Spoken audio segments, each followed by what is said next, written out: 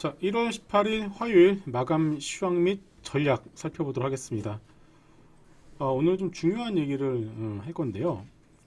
상당히 시장이 좋지 않은 상황에서 저점 가능성에 대해서 여러분들께 한번 말씀을 드려보도록 하겠습니다. 일단 그동안 시장을 억눌렀었던 여러 가지 요인들이 있었는데 하나하나 먼저 살펴보도록 할게요. 자, 첫 번째로 IPO 사상 최대 대여 LG 에너지 솔루션. 일단 오늘 일반 청약을 이제 시작을 했습니다. 미래에셋 증권 같은 경우에는 균등도 못 받을 것 가능성이 있다. 좀 이런 얘기들도 나오고 있는데 그동안 시장을 억눌렀었던 게 LG 에너지 솔루션을 청약하기 위해서 기관들이 일괄적으로 주식을 내다 파는 그런 흐름들이 나왔었잖아요. 이런 부분들이 이제는 조금 거의 다 잦아들었다라고 봐야 될 것 같습니다. 지금 오늘도 보시게 되면은 코스피 같은 경우에는 금액으로 보실게요. 외국인은 거의 판 게 없어요. 52억 정도 순매수, 소폭이지만 순매수로 잡혔고 기관들이 거의 다 하락의 클라이막스에 동참을 하는 그런 모습이고요. 코스닥 같은 경우는 상당히 안 좋은 모습으로 끝났습니다. 마이너스 1.4%, 고점 대비 거의 2% 이상 급락한 흐름이 나왔는데 수급을 보시게 되면은 어떻죠?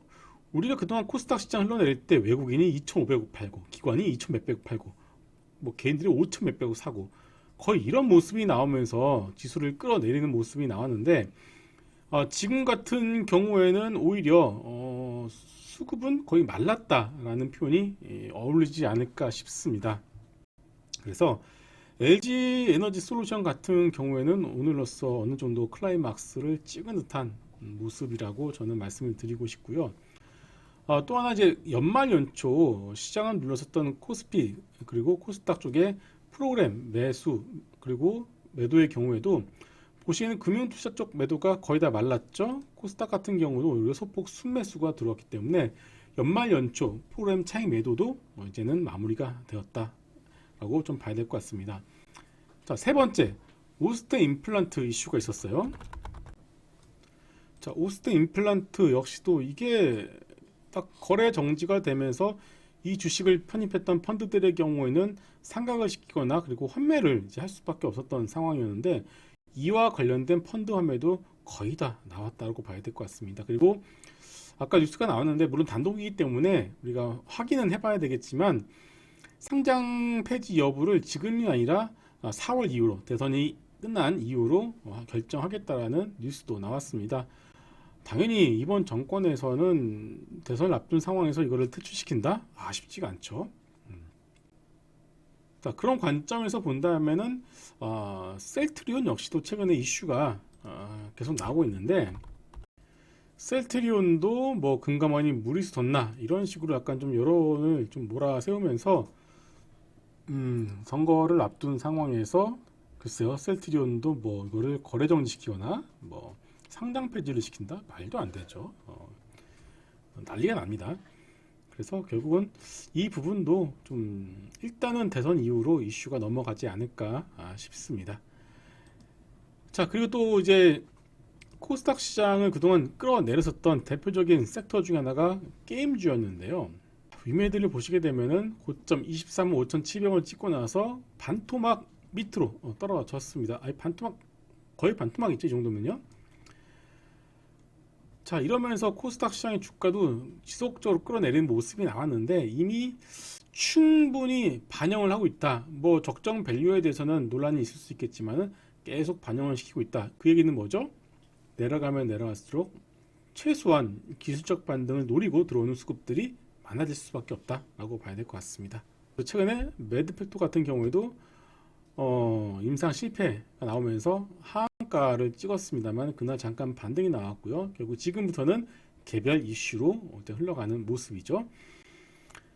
자, 결국 그동안 시장을 억눌러 왔었던 부분들 프로그램 차익 매도, LG 에너지 솔루션, 오스트 임플란트 펀드 환매, 위메이드와 게임 그리고 NFT 섹터 주가 하락 그리고 매드팩토 개별 이슈, 셀트리온 같은 경우에도 대마불사의 개념으로 본다면은 결국 3사가 합병을 해서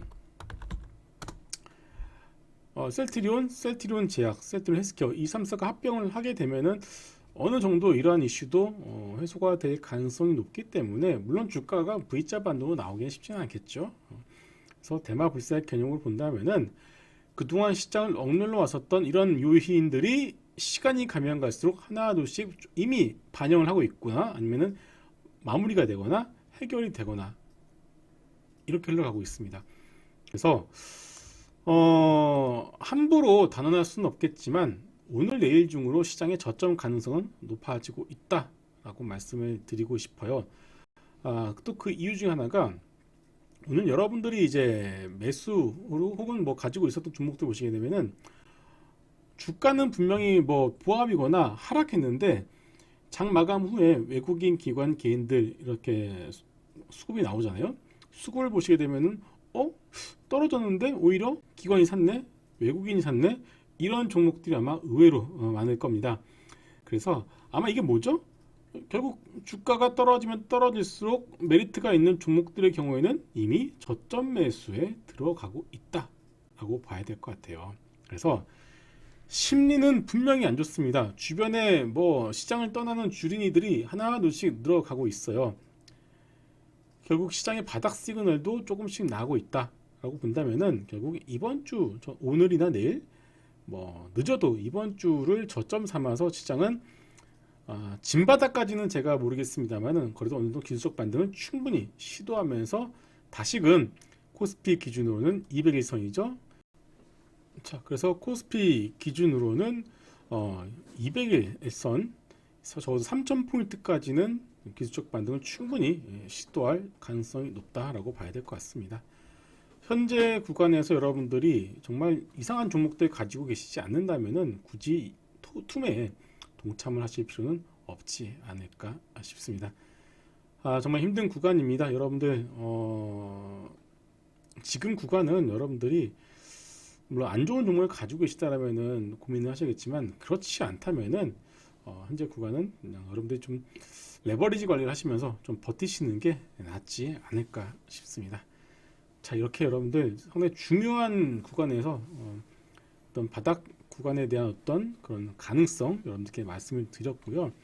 멘탈 관리 하시고요. 그리고 레버리지 관리 하시면서 이 하락장 잘 이겨내시기를 바라겠습니다. 자, 여러분 정말 수고 많이 하셨고요. 저는 내일 이 시간에 다시 뵙도록 하겠습니다. 감사합니다.